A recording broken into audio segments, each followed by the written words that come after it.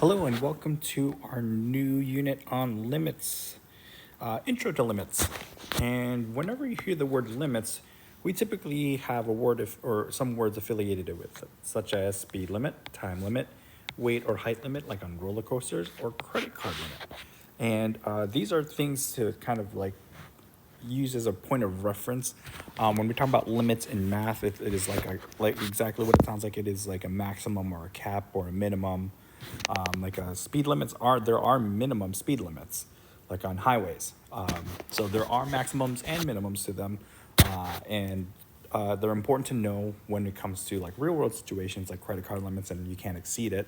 And those are just some real world examples of it. But in math, we could define it as a very specific value that f of x approaches or reaches as x gets close to that particular x value. So when we evaluate limits, it has a very specific notation, okay? And it looks a lot like, it has some components of our rational function notation. So when we write now, or if you have this, for instance, if you have this notation limit, and then we have the x approaches a, where a is any number of the function, is equal to L, where L represents the limit value, or any value, any number. And that sounds really confusing at first, and it'll make a lot more sense when we actually get into some of these practice problems. But if you, for instance, take a look at this graph, we see a vertical asymptote at x is equal to 2. We see a horizontal asymptote at y is equal to 1, which means we could evaluate behavior as x approaches 2 from the left. And we could see that the behavior goes towards negative infinity. If we look at the behavior as at x is equal to 2, from the right, we could see the function approaches positive infinity. And we could look at end behavior in terms of negative infinity and positive infinity. And we could see that it trends towards the horizontal asymptote. So when we have rational function notation, we typically write it as so. X approaches infinity, and we would be looking on the farthest right side of this function. And we could see that the x value, or the y value, or the f of x value approaches 1, the horizontal asymptote. But when we write that into limit notation, we literally just add the word limit. We are still using, as x approaches, some specific value, in this case it's infinity, of f of x, but it is now equal to that particular value. In this case, what it trends towards. This is trending towards 1 because it eventually plateaus. Now we could also do it at asymptotes. As x approaches 2 from the left, we notice that the behavior of the function goes towards negative infinity. If we wrote this in limit notation, we would just take this and put it under the word limit. The limit as x approaches 2 from the left of f of x is equal to negative infinity, just like how we have here. And then if you want to do this one in pink, you absolutely could. It's the same thing, but from the right side, as the limit as x approaches 2 from the right, the function is equal to a positive infinity. So it is literally just working with the behaviors of a specific function at a specific value, okay? And we could do one-sided limits. So for instance, this is a one-sided limit. If we looked at it from only the one direction, from the left side, it brings us to things like this. A one-sided limit, or also known as a left-handed limit or a right-handed limit, depending on the direction you are coming from, allows us to evaluate a specific behavior or a limit at a specific a value. In this particular case, we're looking at it at 3. Now, I like to use this analogy. If, for instance, we have someone's home, in this particular case, I'm using this as Jackson's home, and we have two people that are trying, if we have one person that's trying to approach it from the left, that means it's a one-sided limit, okay? And technically, so that's like kind of saying you are coming from this particular direction. But you could also come to you could go to Jackson's house from the right side, and that's a right-handed limit. And that's why it kind of organizes by color. So, a couple things to note. we could also evaluate f of that specific value 3 in this particular case. What is f of 3? Well, we see the y value there is exactly 1, and we could keep going, okay? But we could evaluate the specific limit at that particular value. Notice this is not a limit, this is evaluating a function. When we're talking about limits, we're actually not talking about that exact value. Even though it is 1 there, and the limit will be equal to 1, we're talking about what it approaches. So, if this is a road, and we are approaching Jackson's house from this particular road, that means we are looking at the values that the y values that it's approaching. What is the limit as x approaches 3 from the left side? So in this particular case, I'm gonna go, I see this is like, let's say 3 and then 2. The y values is like 3, 2.5, 2, 1.5, 1.2, and we're progressively getting closer to 1 the closer we get to x is equal to 3 from the left side, okay? So we see the limit here is equal to 1. From the right-hand side, and we could see as x approaches 3 from the right, we are looking at this particular road, the blue one. And the closer we get to that 3, or the x value 3, we could see the progression of the y values are going down, right? So here it's 3 to 2, it's about 2, 1.5, 1.25, eventually gets to 1. And that leads us to what a two-sided limit is. These individually are one-sided limits, but if I ask you for a two-sided limit only exists if the left-handed limit is equal to the right-handed limit. And in this particular case, we could see that they are both equal to each other. 1 is equal to 1. So the limit does exist for a two-sided limit here. And notice, in this particular notation, it is different than how we write the left-handed limit and the right-handed limit. It's missing the plus or the minus, which means this is a two-sided limit, okay? And once again, the limit only exists, a two-sided limit only exists if the left-handed limit is equal to the right-handed limit. That is very, very important to a two-sided limit. Now, two other versions of this that we also we need to know, okay? In this particular case, we have a hole in this graph. And does this in particular affect what the limit is? Does it affect what the function is at the particular value? Yes and no. Yes, it is affecting what the function actually is equal to because it is technically undefined at that particular value. If I ask you what f of 3 was, it's an open hole. There is no actual value to evaluate. There's nothing to evaluate there because it's undefined. It's something over 0, okay? But if I ask you what the limit is at x approaches 3 from both directions, we are looking at the road leading to. So if this is a road and we look for what the road eventually leads to, the closer we get to that particular value, okay? So from the left, we could see that it hits 2 about here, and then 1.5, and then 1. It doesn't matter what this is equal to, the road is leading to 1. So the left-handed limit here is equal to 1, okay? From the right side, so I'm looking at the right-handed limit.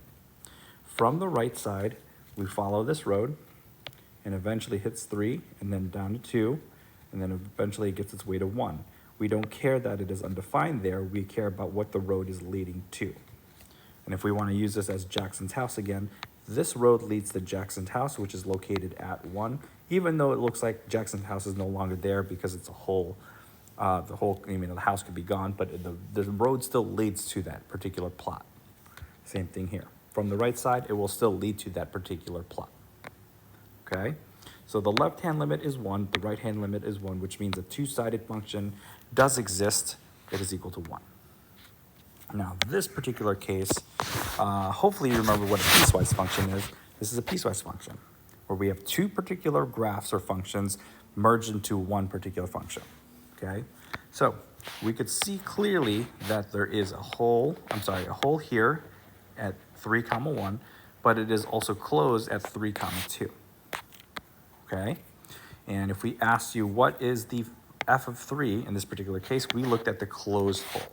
So f of 3 is equal to 2. The y value is equal to 2 there. It is closed there. Now, what is a two-sided limit in this particular case? Well, from the left side, we follow the road. This is my road. It's eventually leading its way to the y value of 1. But if we follow the right-handed limit, the closer we get to this 3, I follow this road, and it eventually leads to 2. The left-handed limit is 1, the right-handed limit is 2, so the limit does not exist.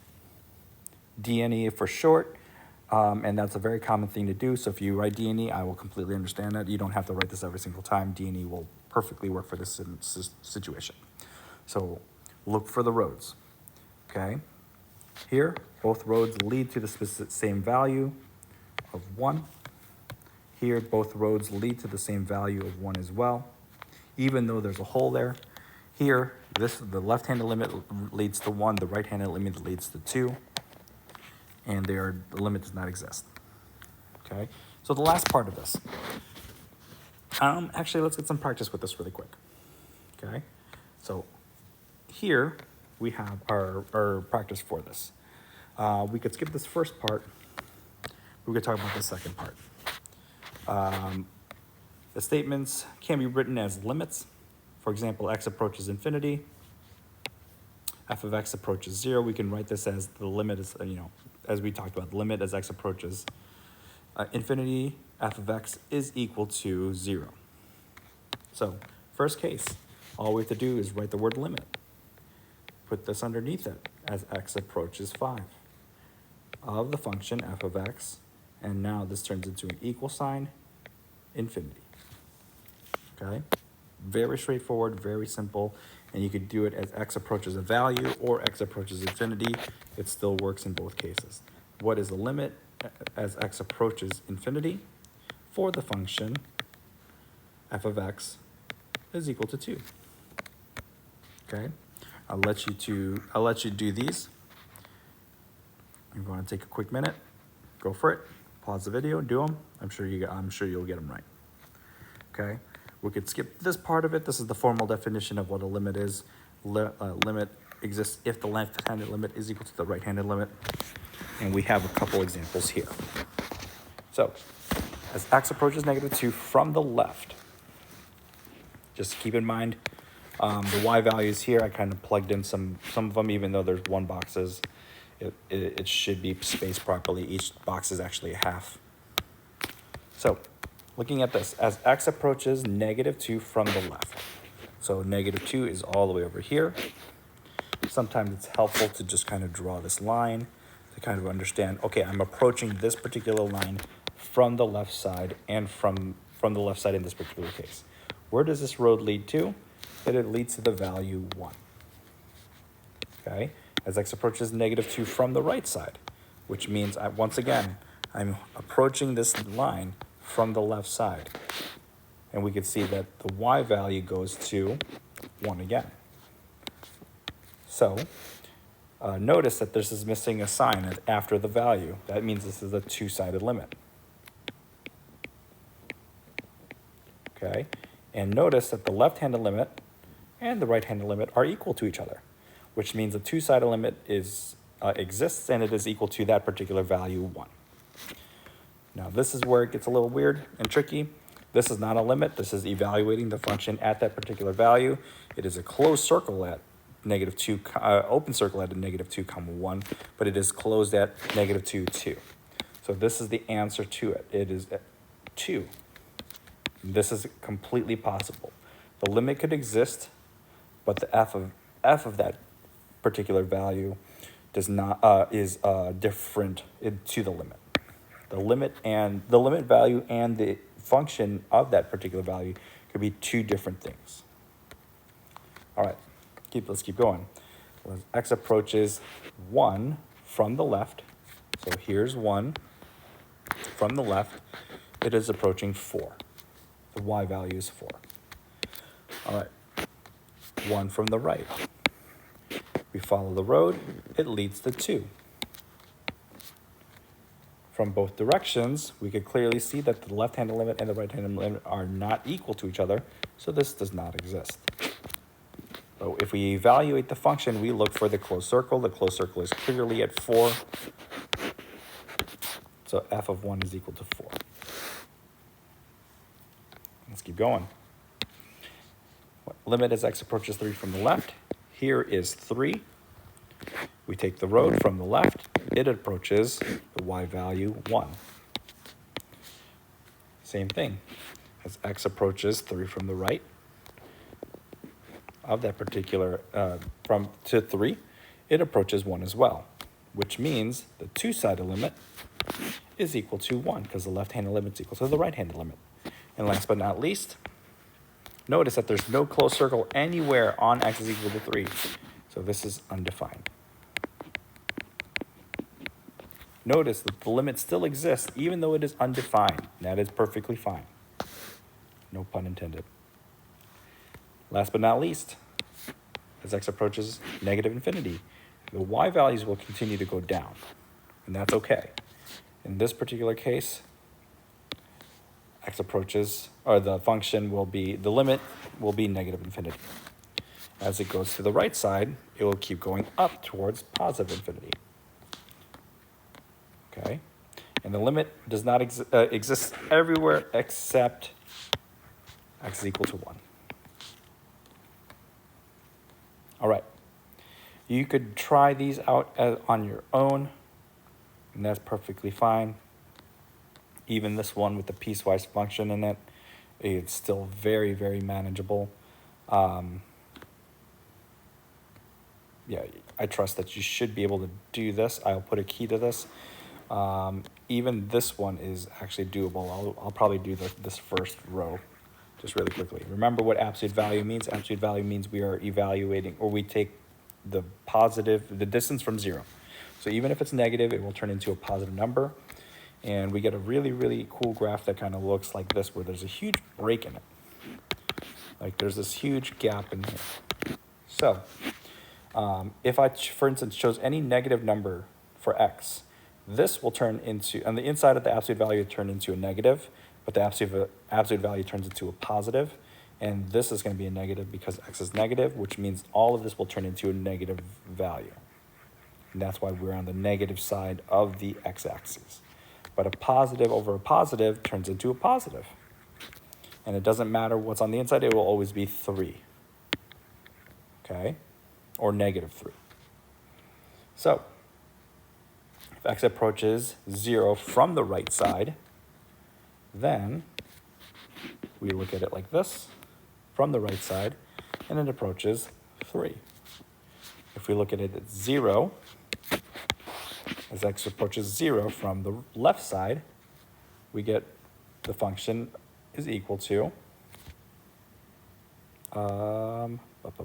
negative 3, sorry. And then the two-sided limit does not exist because the left-handed limit does not equal the right-handed limit. Notice that the notation of this is different. It does not say f of x this time. It actually substitutes that in, and that is perfectly okay. Okay? All right, back into our notes, the last piece of this. When does the limit not exist? The limit does not exist in 4 different situations. We've talked about one of them already. But a function, it does not exist when a function approaches a vertical asymptote. Okay? So for instance, if we have this here, this graph, we have a vertical asymptote at what appears to be x is equal to negative 3. If the left-handed limit goes to positive infinity and the right-handed limit goes to a positive infinity, the limit technically does not exist. However, so you can see here my notation for it. As limit as x approaches negative 3, the function does not exist. However, we could say that if they both approach the same value, if the function could approach the same infinity, whether it's positive infinity in this particular case, or they could both go towards negative infinity, you could actually give that direction. So in this particular case, it does not exist, but it approaches positive infinity. So giving that direction kind of gives you a sense of how the function will appear and look. Okay?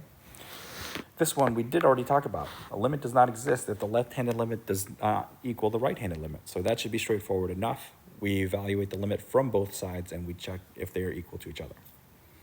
The third situation is if it's oscillating. Very specifically, an oscillation where it kind of dissipates. You can see it like slowly going smaller and smaller and smaller. And this is impossible to tell what a limit is because of the dissipation. Okay? Now, a normal sine function would absolutely work because it is constantly, there's a constant motion to it. But this is changing in speed and frequency. So we cannot evaluate the limit at that since it's changing. Last case scenario, a limit does not exist when we can only approach a limit from one side. So for instance, if I evaluate a limit right here, I could approach it there's a road from the left and a road from the right, so we could evaluate the limit. But if I evaluated the limit here, and let's show that again, the right-handed limit exists, but there's nothing on the left side to evaluate. So the limit would not exist at as x approaches 0, the two-sided limit anyway, okay? So there's no left-handed limit to or at 0. So back to this. Here we have just something just like that last problem. As x approaches 4 from the left. So here's 4. From the left, there's a road there, and we could follow the road. Okay? The road at 4 leads to what appears to be 2. Okay? From the right side, there's a road there, or the function exists there, and it also approaches 2. So the limit at 4 from both the left and the right is equal to 2. The limit exists. But at 0, it falls apart. From the left does not exist. There's no road, there's no function here. So this does not exist, which right away tells me if the two-sided limit will not exist. But the right-hand limit definitely exists, because if I draw that vertical line at 0 again, there's a road that approaches and leads to it. And it leads to 0. In this particular case, the limit does not exist at x is less than or equal to 0. Because technically there's nothing left of 0. There's no limit at 0 either because there's no left-handed side to 0. Everywhere else, a limit will exist because you could approach it from both sides. Any vertical line I draw, I could draw arrows leading to it on that function. All right. With that said, that's everything we need to know for this particular intro lesson. If you do have any questions, bring them to class, and I will see you in the next one. Bye.